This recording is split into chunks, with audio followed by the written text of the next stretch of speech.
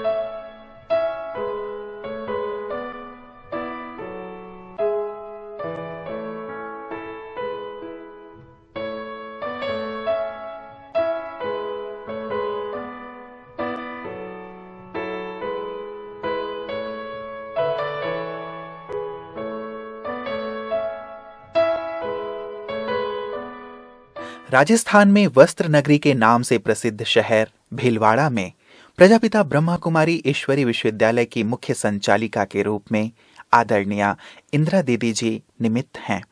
आपका जन्म सन 1948 में मध्य प्रदेश के इंदौर शहर में हुआ। बचपन से ही समाज सेवा और महान विभूतियों की जीवन कहानी पढ़ने में आपकी विशेष रुचि थी। आपका पूरा परिवार ही इस ईश्वरीय ज्ञान में होने के कारण आप सन 1970 में इस विद्यालय के संपर्क में आईं। मिलनसार, सत्यता की प्रतिमूर्ति और समाधान स्वरूप होने के कारण आपसे दादियों का विशेष प्रेम था। आपने सन 1973 से कोटा, देवास, रतलाम, जबलपुर, जगदलपुर, उज्जैन, नीमच, रायपुर इत्यादि स्थानों पर अपनी सेवाएं दी। तत्पश्चात सन 1985 से भीलवाड़ा में ही रहकर आप ईश्वरीय सेवाएं प्रदान कर रही हैं। जन कल्याण हेतु आपने सर्वधर्म सम्मेलन, ग्राम विकास अभियान, महिला सशक्तिकरण और अनेकानेक कार्यक्रमों का आयोजन किया। आपके नेतृत्व में 5 सेवा केंद्र, 5 उप सेवा केंद्र तथा 12 गीता पाठशालाओं में 1000 से भी अधिक जिज्ञासु ईश्वरीय ज्ञान का अनुसरण कर अपने जीवन को कमल पुष्प समान पवित्र बना रहे हैं।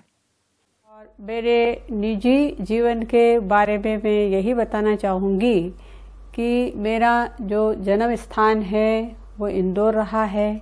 बचपना भी मेरा इंदौर के अंदर बीता है और बहुत मौज शौक के अंदर मैंने अपना बचपना बिताया है। पिताजी हमारे कॉल मर्चेंट थे और बचपनों के अंदर हम लोग जो है अनेक एक्टिविटीज़ में थे और इसी कारण से कॉलेज के अंदर 2 बार मुझे प्रेसिडेंट के रूप में चुना गया। जब भी उस समय में अखबार पढ़ती थी तो अखबारों की ऐसे नेगेटिव न्यूज़ सुन करके मेरे दिल के अंदर भारी पीड़ा हुआ करती थी।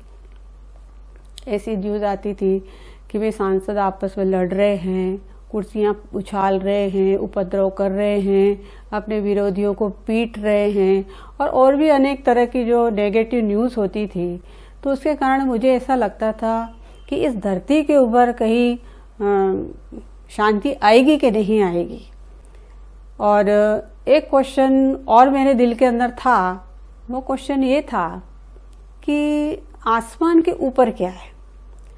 तो ऐसे मन के अंदर कई लहरें उठा करती थी। उस समय कॉलेज में भी जब हम लोग पढ़ते पढ़ते गए तो हमने पढ़ा एक विकासवाद, मानव का विकासवाद करके एक थ्योरी आती है, उसके अंदर डार्विन नाम सुना होगा आपने। तो उस डार्विन की थ्योरी के अंदर ऐसा बताया कि सबसे पहले दुनिया के अंदर यूनिसेल्युलर प्राणी आया, और उसके बाद जो है वो मल्टी सेल्युलर प्राणी आए, और फिर उसके बाद और विकासवाद होता गया, और साथ साथ वो मछली बने, मेंढक बने, बंदर बने, मनुष्य बने। तो मेरे दिल के अंदर ये विचार आता था कि मनुष्यों की क्या हालत हो गई है, और इतने सारे मनुष्य बढ़ते जनसंख्या इतनी बढ़ जाएगी, और एक दिन ऐसा आएगा कि सब एक दूसरे की व्यवस्था को तहस नहस करेंगे असंतुष्ट होकर के, और फिर अंत में ये मनुष्य ही बंदर बन जाएगा। तो अंदर में एक कल्पना थी कि मनुष्य से बंदर और बंदर से मनुष्य, इंसान ऐसा बनता होगा। एक और मेरे दिल के अंदर एक क्वेश्चन था, वो था पुनर्जन्म के बारे में। और पुनर्जन्म के बारे में मेरे दिल के अंदर ये बात आती थी कि जब कोई इंसान शरीर छोड़ता है तो उसके अंदर से कोई शायद बुदबुदा निकलता होगा, और वो बुदबुदा अगर फूट गया तब तो उसको पुनर्जन्म की बातें याद नहीं रहती होगी, और अगर वो साबुत ही किसी के अंदर ट्रांसफर हो गया तो उसको पुनर्जन्म की बातें याद रहती होगी। तो इस तरीके से मेरे दिल के अंदर कई ऐसे ख्यालात चलते रहते थे। ऐसे करते करते जब कॉलेज का एक समय ऐसा आया कि मैं अपनी फ्रेंड से बात करती हूँ, आज भी मुझे याद आता है वो कौन से कॉर्नर पे मैंने बातचीत की थी, वो भी मुझे याद आ रहा है कि मैंने अपने फ्रेंड से कहा कि मेरे जीवन में अब कुछ टर्निंग पॉइंट आने वाला है, कुछ होने वाला है। तो बोली क्या होने वाला है? मैंने उसको कहा कि भाई ये मुझे पता नहीं पड़ रहा है कि क्या होने वाला है, अच्छा होने वाला है या बुरा होने वाला है, पर कुछ होने वाला है। ऐसे करके चलो बात तो हवा में उड़ गई। फिर कुछ दिनों के बाद हमारे शहर के अंदर जो है प्रदर्शनी लगी। सबसे पहले पिताजी प्रदर्शनी देखने गए। उन्होंने हमको उसी दिन न्यूज़ सुनाई कि आप लोग भी वो प्रदर्शनी फलाने टाउन हॉल में लगी है और आप लोग भी देख के आना। हम लोग सबसे पहले प्रदर्शनी देखने गए तो हमने देखा कि यहाँ पे हमारे जैसी लड़कियाँ एकदम गाइड बन करके सुना रही है। बहुत अच्छा लगा, हमें लगा कि ये तो बड़ा एक्टिव पार्ट बजा रहे, हमें भी ऐसा बजाना चाहिए। बहुत खुशी आ रही थी देख करके।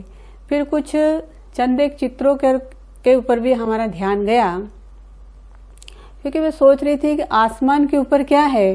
तो तीनों लोगों का जब चित्र देखा तो मुझे उसका जवाब मिल गया कि आसमान के ऊपर परमात्मा विराजमान है और उसे हम ब्रह्मलोक कहते हैं। फिर एक क्वेश्चन जो मेरे दिल के अंदर था कि मनुष्य बंदर से मनुष्य और मनुष्य से बंदर बनता है, सर्कल तो ऑलरेडी दिमाग में चल ही रहा था। लेकिन जब सृष्टि चक्कर हमने कोर्स के अंदर जाना, इसका जब डिटेल जाना, तो ये बात और अच्छी तरह से समझ में आ गई और इतना अच्छा लगा कि हम बंदर नहीं हैं, हमारे पूर्वज जो है वो मनुष्य है।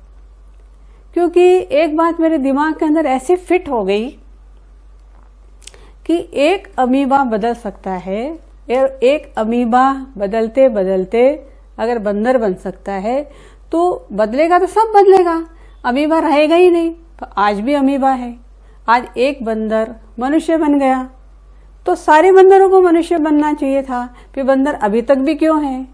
तो इसलिए मेरे अभी ये जो थ्योरी है वो 100% ही गलत है। तो ये मेरे दिल के अंदर ये बात अंदर में फिट हो गई कि ये बात जो भी है डार्विन थ्योरी ये सत्य नहीं है।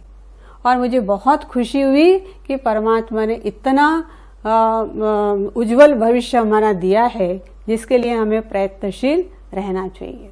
और 1 साल के बाद मतलब कि 71 के अंदर हम लोग माउंट आबू गए और माउंट आबू में जाकर के हमें जिससे भी मिलते थे हमें ऐसी खुशी होती थी, ऐसा लगता है ये तो हमारे परिवार के ही है और इनको हमने कहीं देखा हुआ है। ऐसी आत्मीयता उन लोगों के साथ बहुत अच्छी फील होती थी। और फिर बहुत सारे क्षण ऐसे आते थे, ये बातें आती थी कि मुझे ऐसा क्लिक अंदर में होता था कि इसी व्यक्ति ने यही बात इसी माहौल में ऐसी कही है, हैं? तो बार बार जब ऐसा क्लिक होता था, अब तो ज्ञान मिल गया, इसे हमें इसका जवाब भी मिल गया क्योंकि ये जो विश्व जो ड्रामा है वो हूबहू रिपीट होता है। और उमंग उत्साह मधुबन में सब गए, हम लोगों ने दादियों को देखा। दादियां तो हमें ऐसी लगी कि हमारी रियल दादियों से भी ज़्यादा अच्छी लगी, हमारी रियल नानियों से भी ज़्यादा अच्छी लगी। दादियों की पालना तो कहना ही क्या। हमने दादी प्रकाश मणि जी को देखा। ऐसी महान हस्तियां हैं हमारी दादियां, उनकी हम क्या तारीफ करें। दादियां तो ऐसी रही। प्रकाश मणि दादी जी के लिए मैं खास अपना अनुभव बता रही हूँ कि बच्चों के साथ बच्चों जैसी रही, कुमारियों के साथ कुमारियों जैसी रही, बुजुर्गों के साथ वो बुजुर्ग बन जाती थी। ऐसी हमारी दादियां थी। एक बार की बात विशेष मुझे याद आती है। दादी जी के टांग के अंदर फ्रैक्चर हो गया था और ऐसी हवा की तरह पूरे पांडव भवन के अंदर जो वहाँ का कॉम्प्लेक्स है, वहाँ ऐसी बात फैल गई कि दादी जी को फ्रैक्चर हो गया, दादी जी का फ्रैक्चर हो गया। तो हम सभी शाम के जो नुमा शाम का जो योग चलता है वहाँ पे, तो हम लोग भी सभी योग के अंदर बैठ गए, क्योंकि दादी प्रायः वहाँ हिस्ट्री हॉल है, वहाँ पर ही योग शाम का किया करती थी। तो हमने सोचा योग भी कर लेंगे और दादी के हालचाल भी पूछ लेंगे। और सभी बहनों के दिल में ये था कि अरे दादी को क्या हो गया, अरे दादी को क्या हो गया। बड़ी रहम भावना दादी के लिए आ रही थी। तो दादी जी कोई कम थोड़ी, दादी जी को भी सारे वाइब्रेशन आने लगे। जैसे योग पूरा हुआ तो सब बहनें दादी जी को घेर करके बैठ गई। दादी जी तो फट से उठी, उसको वाइब्रेशन पहले ही आ गया था। वो एक टांग के ऊपर खड़ी हो गई, क्योंकि एक टांग में तो वो पट्टा बंधा हुआ था। एक टांग के ऊपर खड़ी हो गई और ऐसे गाते गाते चक्कर लगाया उसने एक टांग के ऊपर ही, ठुमकते ठुमकते लंगड़ी दादी बुढ़ड़ी दादी, लंगड़ी दादी बुढ़ड़ी दादी। हमें तो देख करके एकदम हंसी का फुहार उड़ गया। हमने सोचा वाह भाई वाह, दादी तो देखो हमको ही हंसा दिया। हम तो दादी का समाचार पूछने आए, दादी ने तो कुछ अपनी तरफ ध्यान ही नहीं खिंचवाया। ऐसी हमारी न्यारी प्यारी दादियां जो स्वयं भी देह से न्यारी होती थी और हम लोगों को भी देह से सदा न्यारा प्यारा बना दिया करती थी।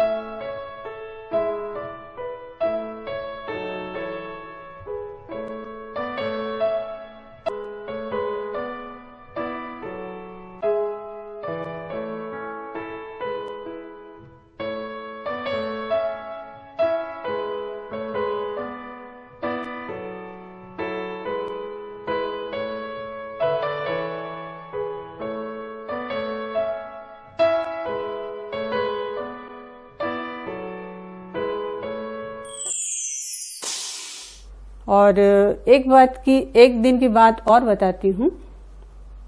हम लोग नक्की झील के वहाँ पर घूमने जा रहे थे। दादी जी भी पीछे हमारे इशू दादी के साथ घूमने के लिए निकली थी। उन्होंने देखा कि पीछे आगे मतलब भीलवाड़ा की बहनें जा रही है, तो इशू दादी को बोला कि इंदिरा को आवाज़ दो। तो इशू दादी ने मुझे आवाज़ दिया। मैं पीछे देखी तो दादी जी ने कहा कि अरे इंदिरा, तुझे ध्यान है तेरे खाते में कितने पैसे हैं? मैं तो एकदम चौंक गई कि दादी अचानक कौन सा सब्जेक्ट निकाल रही है। तो तुझे पता है? दादी बोली पता है तुझे, इतने पैसे कैसे आए? तो उन दिनों में दादी ने हम सभी को डायरेक्शन दिया था कि देखो सेंटरों के अंदर 5,000 रुपया से ज़्यादा नहीं रखना है। पैसे का प्रॉपर यूज होना चाहिए। आपके पास ज़्यादा पैसा है, आप यज्ञ के अंदर भेजो। हाँ, आप अपने सेंटरों पे ये पैसा नहीं रख सकते हो। तो मैंने दादी को बताया कि दादी, एक भाई जो है वो खाना खाता है सेंटर पे, और इस बार उसने पूरे 12 मास का पैसा इकट्ठा दे दिया। इससे मेरे पास उसका रकम है। दादी जी बोली चलो फिर तो कोई बात नहीं। हमें इतनी खुशी होती है कि देखो छोटे छोटे सेंटरों पर भी दादी जी की कितनी नज़र है, और दादी जी कभी भी पैसे का दुरुपयोग करना नहीं चाहती है और ऐसे हमको अलर्ट करती है। तो आज भी वो संस्कार हमारे अंदर है कि हमें पैसे का कभी भी दुरुपयोग नहीं करना है। और इतना कारोबार संभालते हुए भी दादी ने इस बात का ध्यान खिंचवाया, ये कितनी बड़ी बात है। एक एक सेंटर, हमारे लिए तो एक सेंटर है, पर दादियों के लिए कितने सारे सेंटर है। तो ये तो बहुत ही हमारे दादी के लिए और हमारे लिए तो बहुत गौरव की बात है।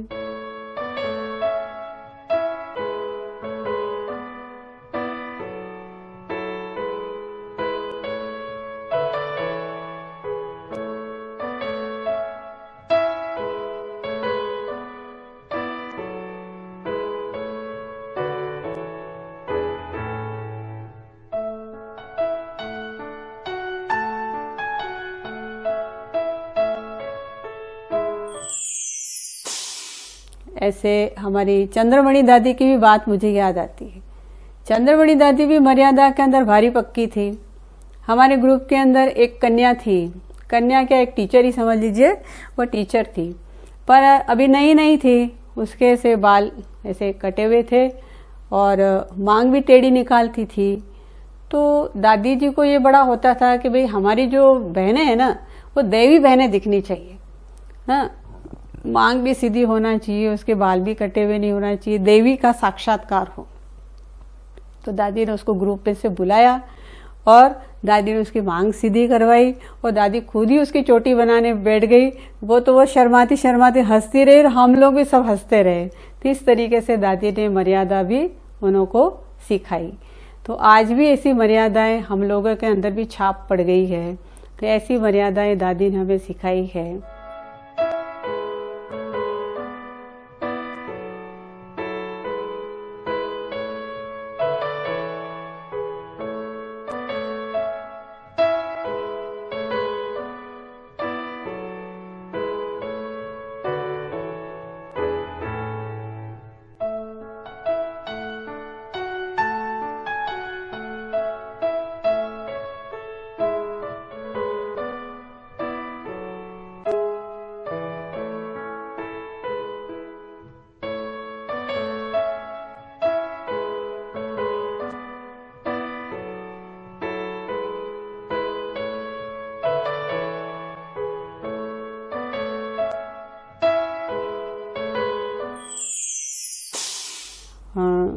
हमारी जानकी दादी की भी एक बात बहुत मेरे दिल के अंदर छाप पड़ी हुई है। शुरू की बात है, दादी जी है वो योग करा करके उतरे और मैं भी वहीं से योग करा करके मतलब योग करके आ ही रही थी। हम दोनों का जो आमने सामने टकराव हुआ, मैं दादी जी से दृष्टि लेने लगी। दादी जी की इतनी पावरफुल दृष्टि, इतना पावरफुल दृष्टि, और दादी की दृष्टि लेते लेते मैं जब दादी से गले लगी तो मेरे तो जैसे कि रोम रोम की कलियां खिल गई हैं। जहाँ जहाँ दादी जी ने टच किया मेरे तो ऐसे रोम रोम हो गए कि जैसे बहुत ही जैसे कि शक्तियों से भर गए। ऐसी शक्तिशाली दादियाँ हमारी, हाँ, उनको देख करके तो हमें लगता है कि हम कितने निछावर होना चाहिए उनके ऊपर। कितना बाबा के करीब है ये दादियाँ, जो जिनका एक एक लफ्ज़, जिनका एक एक दृष्टि, जिनके एक एक संकल्प हमारे लिए कितना पावर भर देते।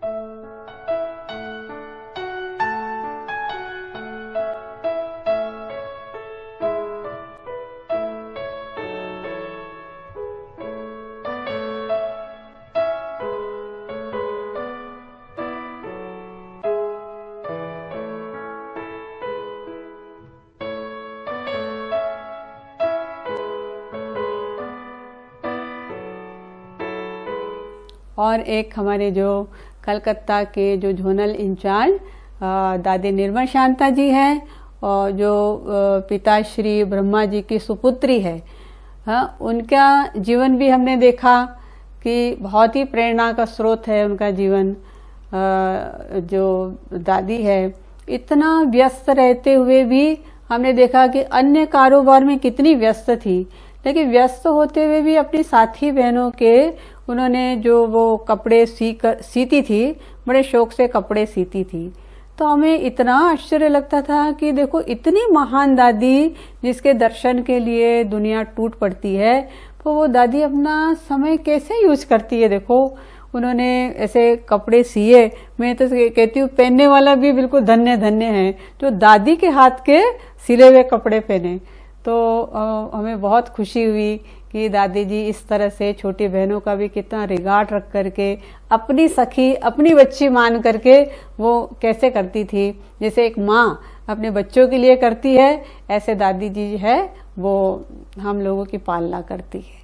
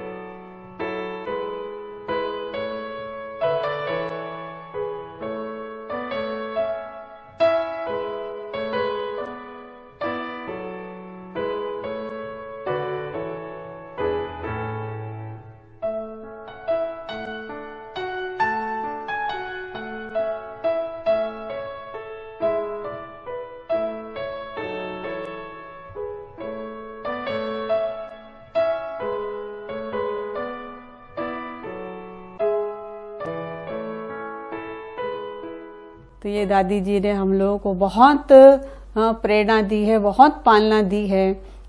ऐसी दादियों को तो हम बहुत बहुत दिल से रिगार्ड करते। और सेवा में रहते हुए विशेष जो मेरा ध्यान इस तरफ विशेष रहता है कि हम सभी के बीच में रहते हैं और बिना संगठन के सेवा तो हो नहीं सकती है, और इसके लिए संगठन की तो आवश्यकता होती ही है। तो इसलिए हमें इस संगठन को मजबूत बनाना है।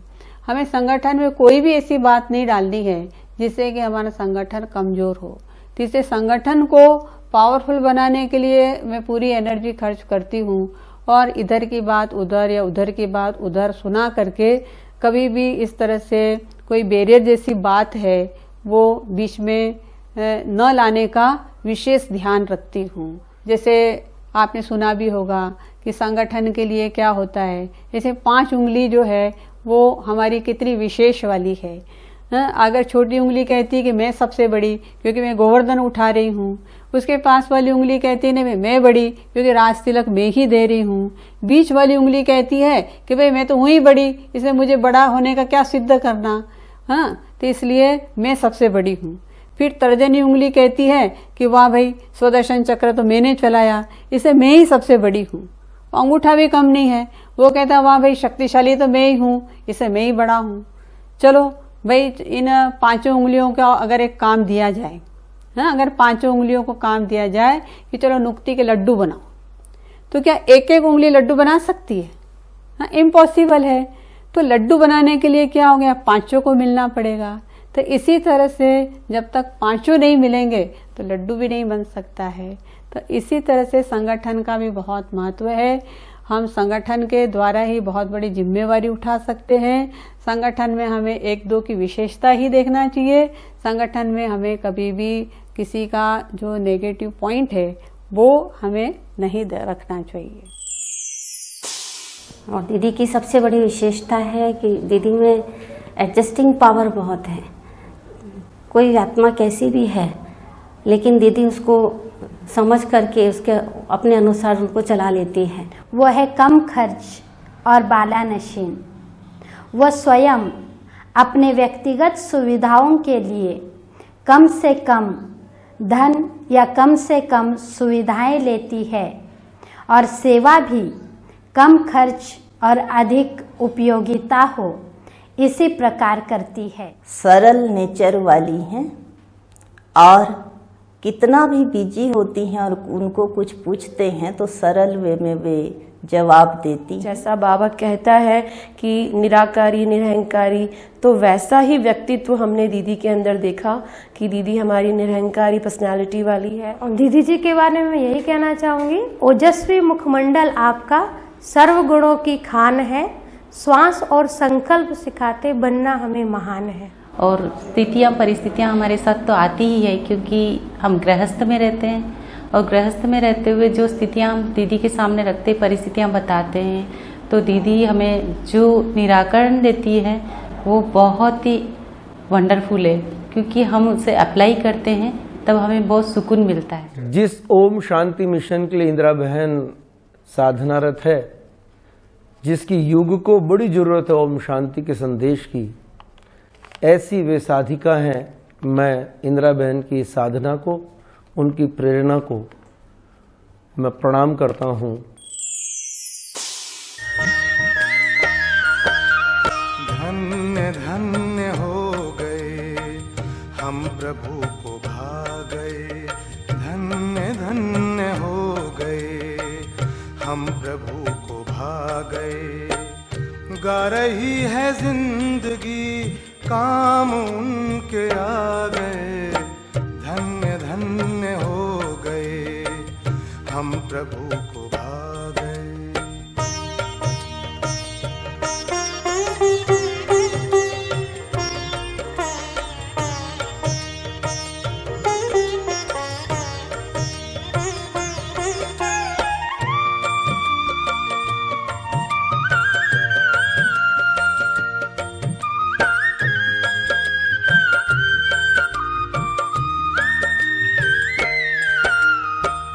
आपने ख्याल किया स्वर्ग का सृजन करूं, ऐसे काम के लिए किसको अपने संग लूं।